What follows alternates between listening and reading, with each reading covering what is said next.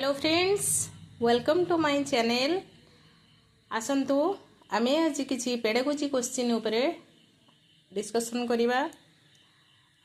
किसी multiple question अछि आपनकर जो एग्जाम आछि हमर 27 तारिख रे अछि 2025 स्पेशल ओटीटी। निश्चय आपण ई थ्रू किसी क्वेश्चन पाइबे। आसंतु आमे आ डेरी न करी क्वेश्चन उपरे डिस्कशन करिबा। फर्स्ट क्वेश्चन, शिशु मनरु अंधार प्रति भय दूर करिबा पाई केउ शिक्षण मतवाद अधिक उपयोगी?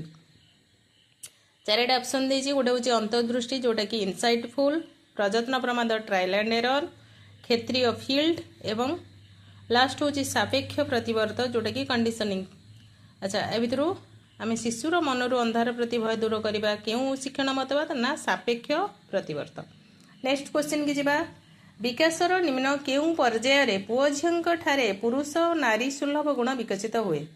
चारिटा प्रांत बाल्यावस्था, आद्य परिणत अवस्था, कैशोरावस्था एवं प्राक कैशोरावस्था। आंसर होची प्राक कैशोरावस्था। नेक्स्ट क्वेश्चन नंबर 3, जणे व्यक्ति भविष्यत रे सफल शिक्षक होई परिबे कि नाही जानिबा पई केउ परीक्षार दरकार? ना एकक परीक्षा यूनिट टेस्ट, ना अभियोग्यता एप्टीट्यूड टेस्ट, ना नैदानिक डायग्नोस्टिक टेस्ट, ना कृति अचीवमेंट टेस्ट। यस, आंसर होची अभियोग्यता बा एप्टीट्यूड टेस्ट। नेक्स्ट क्वेश्चन जिबा। क्वेश्चन नंबर 4, निम्न केउ उक्तिटी शिक्षक केंद्रिक शिक्षण पई प्रयोज्य? चारटा ऑप्शन अछि। शिक्षक शिक्षार्थीर घरे शिक्षादान करती, शिक्षक अधिक सक्रिय रहती, शिक्षक शिक्षण सहायक रूपे कार्य करती, शिक्षार्थी निजे निजे बही पढ़ी ज्ञान लाभ करती। ये आंसर हम शिक्षक अधिक सक्रिय रहती। कोटा ना आमर शिक्षक केंद्रिक शिक्षण व्यवस्था रे। नेक्स्ट क्वेश्चन की आमे जिबा।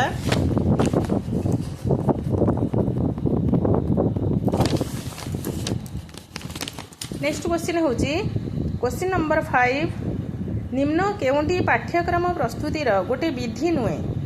चारिटा ऑप्शन अछि। समाज भित्तिक, उद्देश्य भित्तिक, मनस्तत्व भित्तिक एवं शिक्षक भित्तिक। एटा होची पाठ्यक्रम प्रस्तुति रे आंसर हबो शिक्षक भित्तिक। क्वेश्चन नंबर 6 की जिबा। केंद्रीय प्रवणता गुडिक मध्यरु केउंटी अपेक्षाकृत स्थिर? गरिष्ठक, माध्यमान, मध्यमा ना एगुडिक मध्यरु केउंठने? आंसर हबो हमर माध्यमान। क्वेश्चन नंबर 7, गोटे उत्तम परीक्षणर केउ गुण थाए? वैधता, उपयोगिता, विश्वसनीयता ना ए समस्त?